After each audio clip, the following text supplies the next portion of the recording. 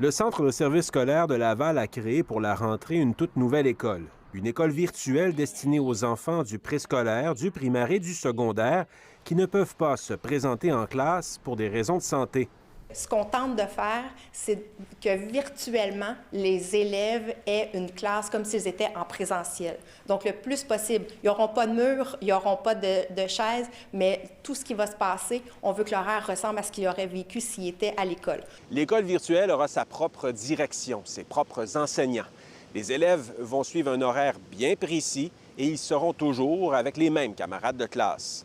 Si je prends l'exemple d'un élève de 6e année, à titre d'exemple, bien, il va avoir une journée qui va ressembler à une journée d'école standard, c'est-à-dire qu'il va avoir un horaire structuré. Il va commencer à 8 heures, il va terminer à 13h30. Et en fin d'après-midi, cet élève-là va pouvoir poser des questions plus spécifiques à des profs. Et on promet que les élèves en difficulté auront droit à de l'aide à distance. On va embaucher des professionnels, on va avoir des professionnels. Quand je dis professionnels, je parle de psychoéducateurs, psychologues ou des éducateurs spécialisés. Pour y inscrire un enfant, il faut fournir un billet du médecin.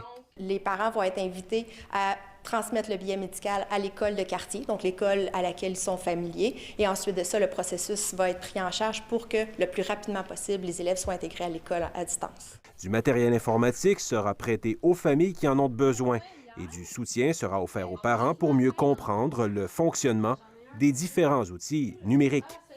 Si l'idée est bien reçue, les comités de parents auraient aimé être consultés avant la rentrée. On trouve que c'est une bonne idée, mais il faut être impliqué dès maintenant pour faire une bonne mise en œuvre. En cas d'éclosion, l'école virtuelle restera dédiée aux élèves qui ont un billet médical. Si jamais il faut fermer une classe ou une école, c'est l'établissement visé par la fermeture qui devra se transformer en l'espace de 24 heures en école virtuelle. L'objectif, c'est de poursuivre l'enseignement à distance, mais toujours avec le même prof et les mêmes camarades de classe. Ici Vincent Maisonneuve, Radio-Canada, Montréal.